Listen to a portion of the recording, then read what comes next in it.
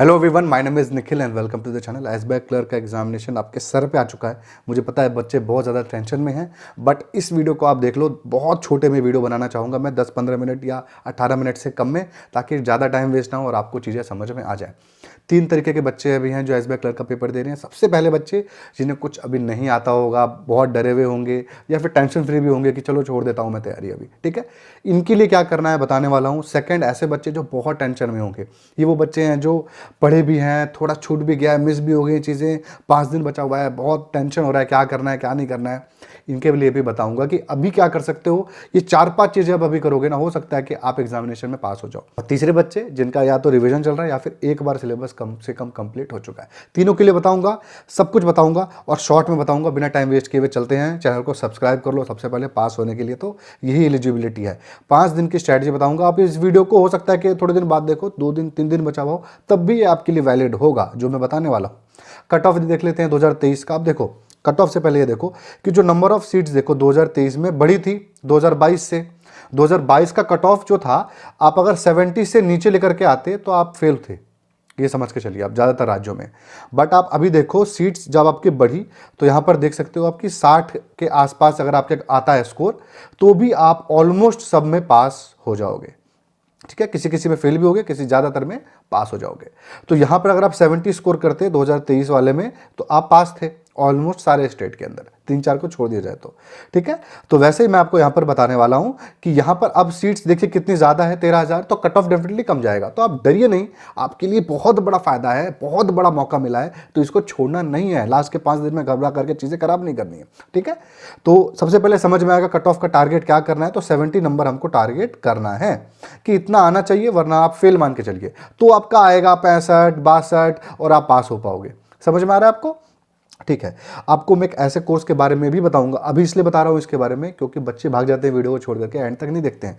तो ऑपरेशन विजय अड्डा 24/7 के चैनल पे मैंने बहुत ढूंढ ढांड के निकाला है एक ऐसी प्लेलिस्ट जिसमें आपकी सारी की सारी तैयारी अभी भी लाइव ये लोग करा रहे हैं, और आपके इन्होंने क्लासेस भी डाल दिए रिविजन के सारा का सारा सिलेबस का। तो आपको फ्री में मिल जाएगा, जो कि 1000 रुपये का कोर्स है। इसके बारे में बताऊंगा, लेकिन अभी हम लोग सबसे पहले स्ट्रैटेजी अपनी देखते हैं। तो एग्जामिनेशन देखिए 22 तारीख से स्टार्ट है, जिनका 22 तारीख को है। आज से 6 दिन बचा हुआ है, मतलब आज का दिन तो चला ही गया। तो 5 दिन आप लेकर के चलो कि छठे दिन आपका एग्जामिनेशन हो जाएगा। उसके बाद 27-28 जिसका है उसको थोड़ा सा ज़्यादा समय डेफिनेटली मिल रहा है। तो ये आपने देख लिया पैटर्न, आपको पता ही है। सेक्शनल कट ऑफ इसके अंदर नहीं है, सबसे पहले समझ लेना। हर सेक्शन में पास होने की ज़रूरत यहाँ पर नहीं है। टाइमिंग भले मिल रहा है, लेकिन आपको पास नहीं होना। किसी में कम भी होगा तो कोई फर्क नहीं पड़ता, ओवरऑल पास आपको यहाँ पे होना है। 1/4 आपकी नेगेटिव मार्किंग है। तो आ गए हम लोग हमारे एग्जामिनेशन की स्ट्रैटेजी के ऊपर। तो सबसे पहले उस बच्चों के बारे में बात करते हैं जिसको कुछ भी नहीं पता है। नंबर 1, जिसको कुछ भी नहीं पता है, अभी समझ में नहीं आ रहा है, उसके लिए ये जो मैं अभी आपको बता रहा हूँ ये तरीका फॉलो करना है, पहला।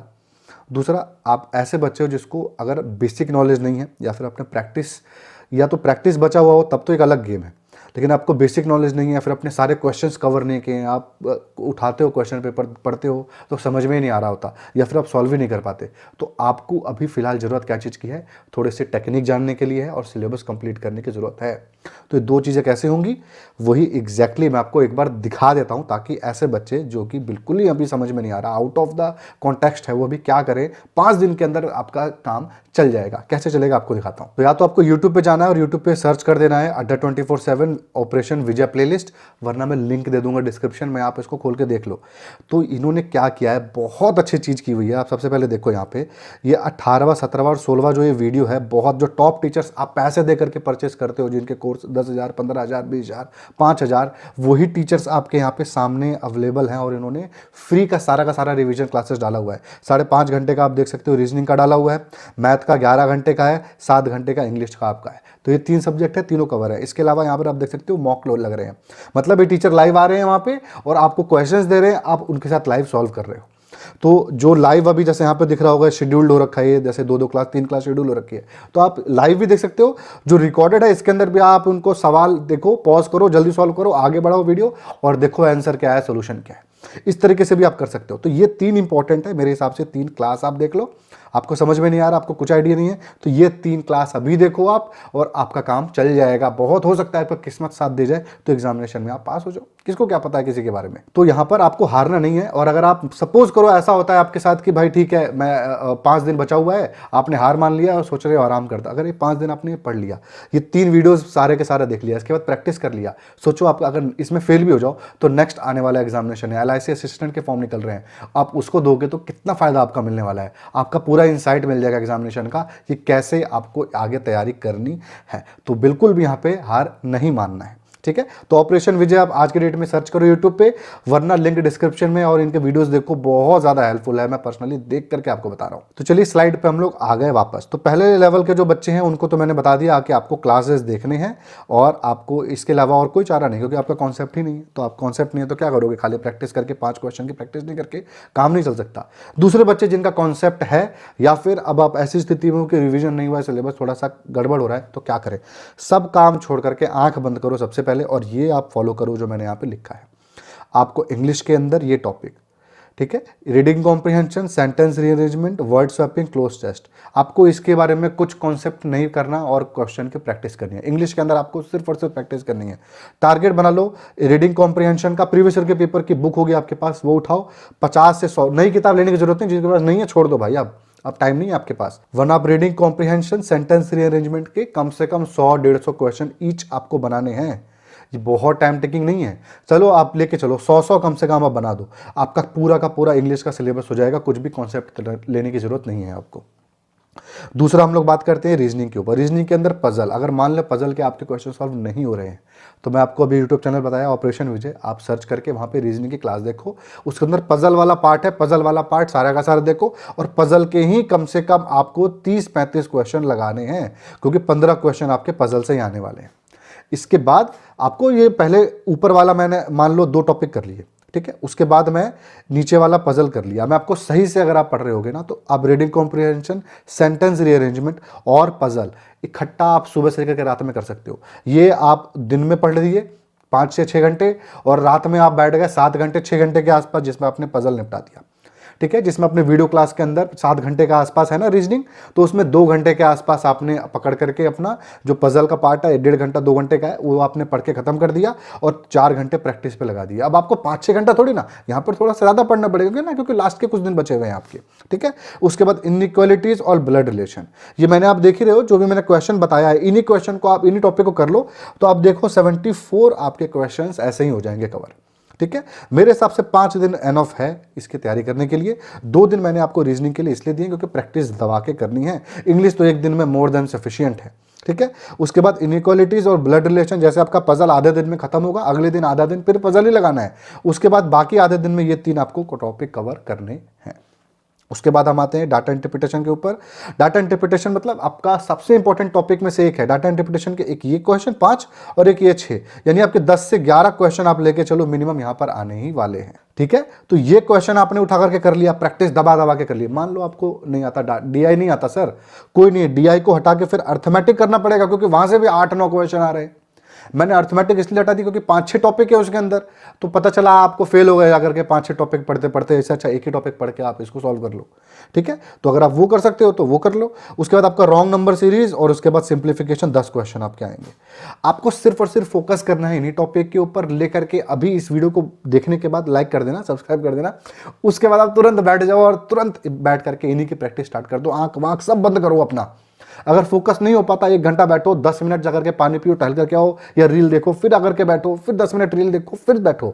नहीं बैठ पा रहे लगातार तो आप 1-1 घंटे के गैप में आप ब्रेक ले लो, लेकिन आप इसको खत्म करो। ये 5 दिन का आपका सिलेबस है जो मेरे हिसाब से आप कवर कर सकते हो, डेफिनेटली कवर कर सकते हो, ठीक है। तीसरे लेवल पे ऐसे बच्चे जो कि अपने लास्ट के स्टेज पे चल रहे हैं वो क्या करेंगे, और ये जो बच्चे जो ये सिलेबस कंप्लीट कर देंगे इनके लिए भी सबसे बड़ा जो तीसरे वाले बच्चे हैं उनके लिए, और दूसरे बच्चे ऐसे जो इसका सिलेबस थोड़ा ख़त्म कर लेंगे, वो सबसे सारा सिलेबस ख़त्म कर लिया 10 बार ख़त्म कर लो फिर भी आप पास नहीं हो पाओगे, सिर्फ एक चीज़ की वजह से। पता किसके लिए?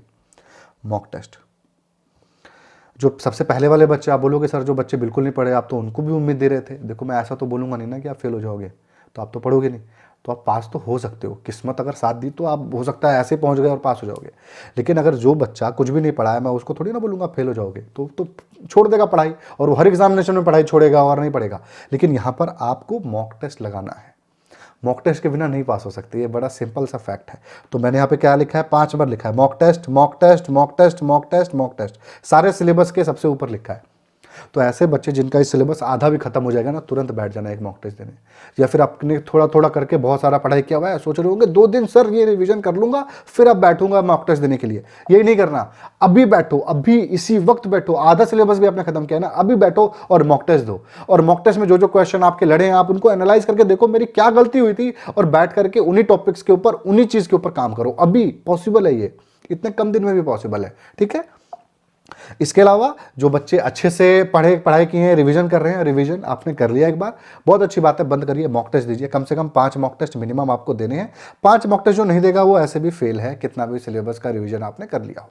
तो आप अभी से बैठ जाओ, सुबह शाम 2-2 मॉक टेस्ट दो, 5 दिन बहुत है। 2 मॉक टेस्ट आज दो, कल बैठ करके पूरा एनालाइज करो कि क्या गलती हुई मेरे से, उन चीज़ों को रिवीजन करके फिर अगले दिन मॉक टेस्ट आपको दबा करके देना है, 2 से 3 मॉक टेस्ट। ठीक है, 1 घंटे का तो है, एक ही दिन में आपका एनालाइज हो जाएगा और मॉक टेस्ट भी हो जाएगा, सब कुछ हो जाएगा आराम से। ठीक है, तो ये है अभी लास्ट डे में, आपका ज़्यादा टाइम वेस्ट नहीं करना चाहता, इसलिए आपको अभी बता रहा हूँ, ये चीज़ें आपको करनी है।